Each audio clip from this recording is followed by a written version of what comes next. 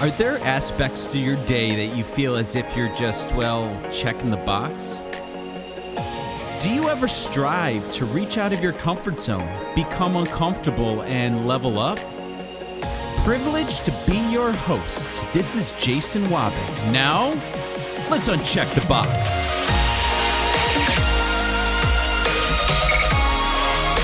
A great day to everybody out there. Once again, my name is Jason Wabick, host of the Uncheck the Box podcast, where today we continue our journey together in the quest of being the best versions of ourselves as we can possibly be.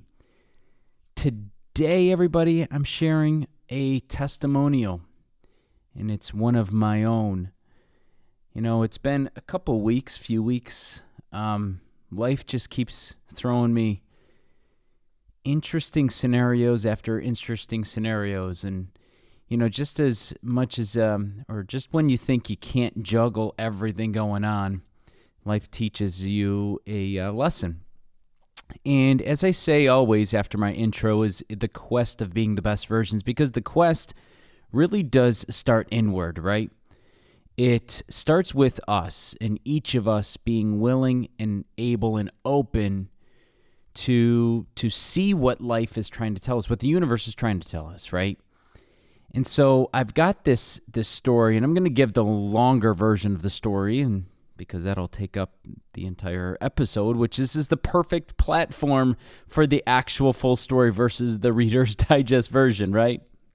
So it starts with, and it's the title of this episode, all because I picked up a book, or I decided to pick up a book, right?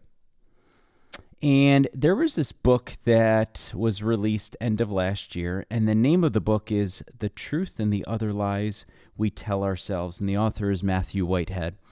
Now, Matt happens to be a personal friend of mine, and this book is not available on audio. And so it's about 115 pages or so. And I said, okay, well, not only does the title intrigue me, seems like it's something that'd be right up my alley, but number two, Matt's a friend, and I want to make sure that I pass feedback off to him.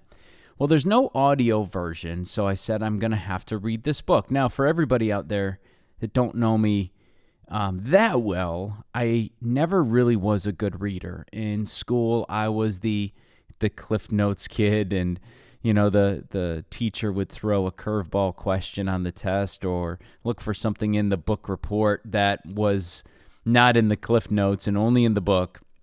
And I was that kid. Didn't like to read. And when technology started evolving, you know, and especially well into my 30s, I'm like, man, so I can listen to the audiobook. And I'm like, this is revolutionary. Like, I want to learn, and I owe a lot to audiobooks and podcasts and anything audio, right? I owe a ton for those audio platforms out there, but I just was never a big reader. So I obviously, back to this book here, I said, I'm going to have to read this book. So I took the book. We went on a quick 5-day vacation / college visit, because my oldest is visiting colleges. And so we decided to go to Rhode Island, and we rented a house for a few days on the water, and I visited some colleges out there. And in my spare time, and on the drive down and the drive back, I managed to complete, I'd say, about 85-90% of the book. And actually must tell you, I really enjoyed it. The content was great, but really enjoyed the fact that I was disciplined enough and committed to do something that otherwise, way in the past, was something I didn't like to do. And after all, isn't that what I preach, right? So it really taught me something. I'm like, you know, I was able to get content, and I enjoyed taking a step back, unplugging. That's the other thing that was really cool about it, is that I was able to unplug and sit down and just kind of chill out, right? And receive content. And I found that I was very well in tune, right? So at any rate, I promise you this story has a place that it's going. Because, again, after all, the title is all because I decided to pick up a book. So I was leaving the following week to go out of town for work, and I knew I was about 90% of the way through this book-ish, and my big quest was like, you know what? I am going to get another book. So I walked into the first store in the airport once I got through security, and I just said, speak to me. Like, what jumps off, the shelf? And I was looking at some of the titles, but very quickly I stumbled upon this book, The Power of Fun, How to Feel Alive Again by Catherine Price. Now, I'm only about halfway through this one, okay? Because it's only going back a couple weeks ago. So, but I'm like, so I read the description on the back and a little bit about the author, and I'm like, okay. I'm not going to get into this book specifically until I'm done, and actually future episodes will be on the previous book as well too, because there were a lot of great takeaways, a lot of great topics, which I'll give credit to them once I put together that content. But for the sake of this story, I grabbed this book. Now this one was much longer. I got it in front of me. Hold on one second here. This one in total is about 300 pages, so it's about double, right? A little bit more than double. So I finished the first book on the plane down to Texas, plane ride, and started the second one. Was down there, spent a couple days on business, and had a little bit, when I got there, a little bit of downtime, and then the flight back. When I got home, I was sitting in my family room, because now I've made the decision I'm going to commit to setting time aside when it's available, and less time behind my my screens, and more time behind a book. And after all, that is one of the early chapters of The Power of Fun, is what these devices do to us in our brains. And again, more to come on that in future episodes. So I was sitting there, and my 11-year-old daughter made an observation. She said, "Daddy," she said, "I noticed you've been reading more." She goes, "Can I ask you why?" Because again, everybody, I've never been a reader. But again, going back to it, it really was an eye-opening experience. I used the audiobooks as a crutch, and I'm like, I should read more, right? So this is where this story is going. A little bit about my daughter. She's a very, very accomplished gymnast at the age of 11, and has a pretty high ceiling if she can keep everything straight in her confidence and her taming her fears, right? Because in gymnastics, there's a lot of moves that, quite frankly, fear manifests itself. And, that old adage saying that kids have no fear, right? Well, when they start to get older and they can become like us, adults, right, that fear starts to set in. And so she's been working with a mental coach because certain things that she already knows how to do, she started kind of getting blocked out about it. And again, this fear has been created. So back to the book story, she goes, "You've been reading books?" I said, "Yeah, Gianna." I said, "I'll tell you, I never really liked reading books. I never did. But, Daddy came to the realization that they are a good thing, that we should read. There's a lot of good information, and it forces us to take a break from our devices and to sit down and relax and read a good book." She goes, "Can I go get my book, and can I read with you?" I said, "Absolutely." So she went and got her book, and then she came back in the room. Now, sub lesson after sub lesson here. While she went and got her book, I'm like, this is an opportunity to coach her. This is an opportunity to kind of give her in small doses things that I've been taking to this mic about. And so she came back in the room, and I said to her, "Gianna," I said, it's kind of like this. You asked about Daddy and not liking to read books. And sometimes, we have to make ourselves feel a little bit uncomfortable if it means that we want to be a better version of ourselves. And so it's kind of like you with gymnastics. You have these certain moves that kind of block you out, right? And that you have this fear.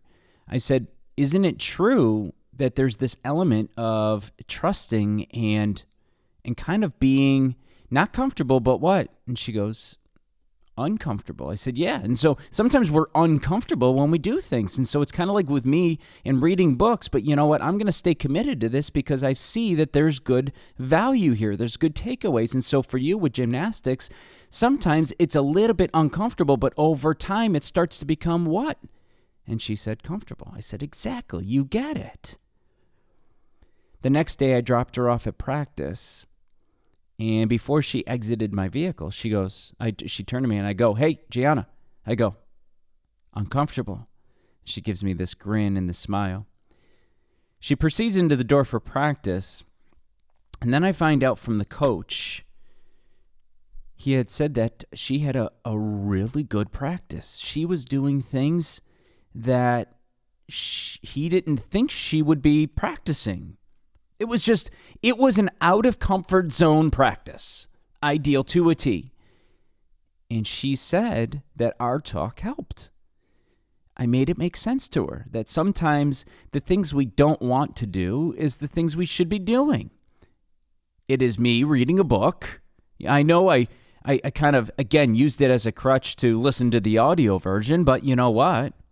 I should be reading books, and I'm now going to be committed to forcing myself into what might be uncomfortable, right? Because it's what I should be doing, and it's good for me, and it's going to make me better. And in turn, I turned that around into her gymnastics life, if you will. So my friends, another takeaway here is that sometimes, and this is what reading is going to really do for me, and again, less time behind these devices, is that life puts us into certain situations and it throws out a flare, if you will. And it wonders if we're listening to it, right? Well, the universe threw me a sign there. It was a coaching opportunity to spend time with my daughter.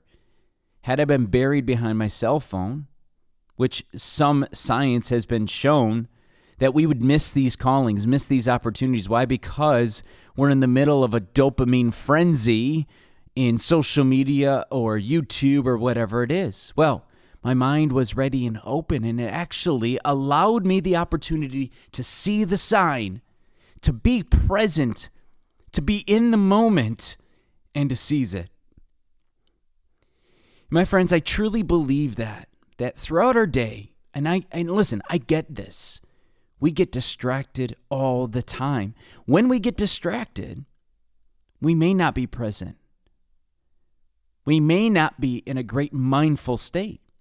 Nothing wrong with that. However, I just wonder to myself how many opportunities that I had that I could have seized, whether it be coaching my kids or coaching a coworker of mine or doing whatever it is, a sign that I had missed. Why? Because I wasn't present.